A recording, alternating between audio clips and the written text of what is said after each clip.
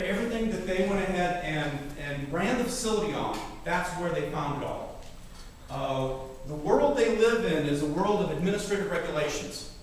And so, so with that, they have to be able to look up the administrative regulations. Oh, snap. Oh, it was Chrome. Isn't that great?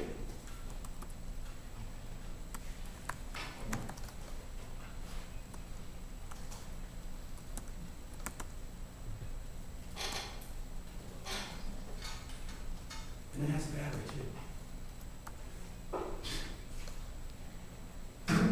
What do you think, Caleb?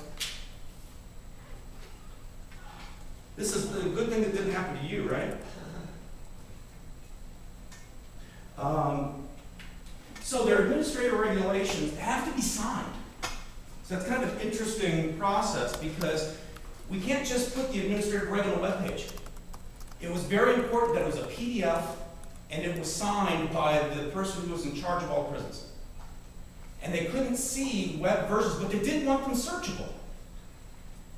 So that was actually an interesting process. And there were two types of administrative regulations. There was the one that the whole public could see, and then there were ones that very, very few people could see. They were restricted administrative regulations. These are regulations where if you actually, oh, that's nice. That if you actually saw these, it could be a security issue for an inmate or a felon, where they could go ahead and see this regulation. So even the BT staff couldn't see these things. We had to build a system around it so that even the BT staff couldn't get to these things. So once we go ahead and get into the regular site again, we will be able to go ahead and see that you can actually see all of the regular administrative regulations out there. And the training of the staff was kind of interesting because with training, they had to be able to be trained in how to use the WYSIWYG and how to attach PDFs, and they were really good about all that. But what was different is if there was some creativity involved in putting the page together, we had to go and try to make sure that they did it in a nice way, that they did not just copy their pages over.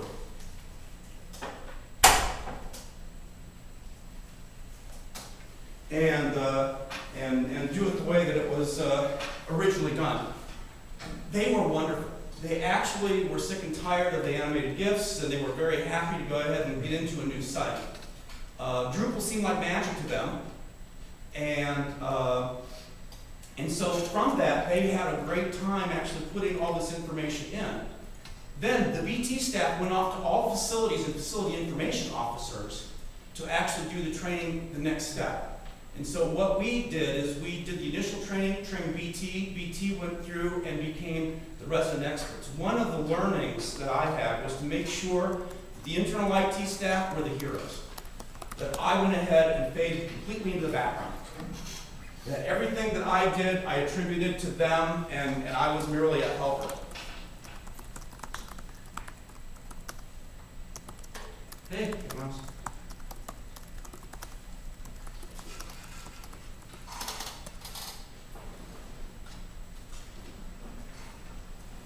So, the extranet site was a real challenge for us once we get Chrome back up here. Hey.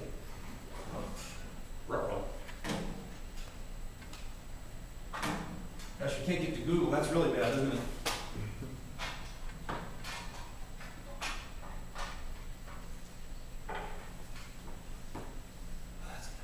Hey, look at my emails.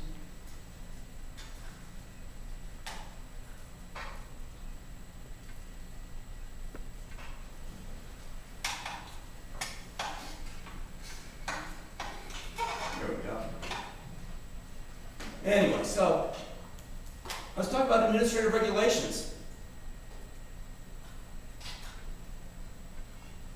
Some of the culture class that I ended up having with some of them was really interesting because I said, oh, here's a view. No problem. We would go ahead and page through the view and look at things. No, all of the regs need to be on this page.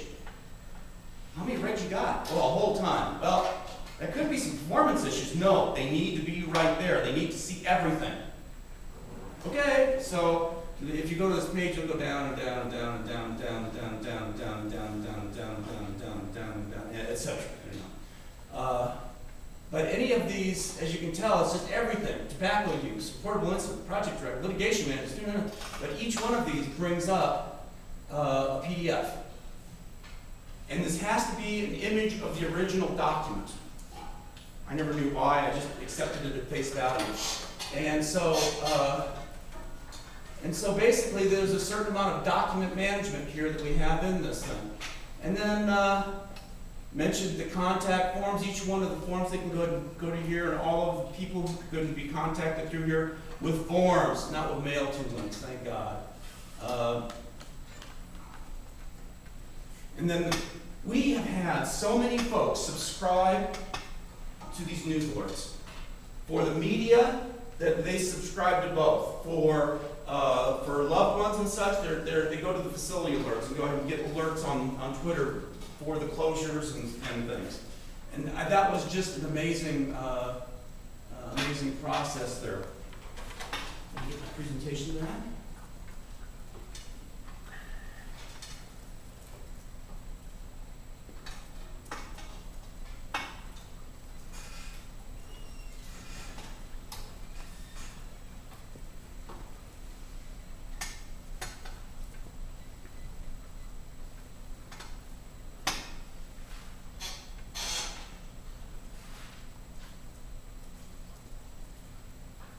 Start recovery. So I'm going to show you next. I'm going to show you the intranet site as it was presented to me.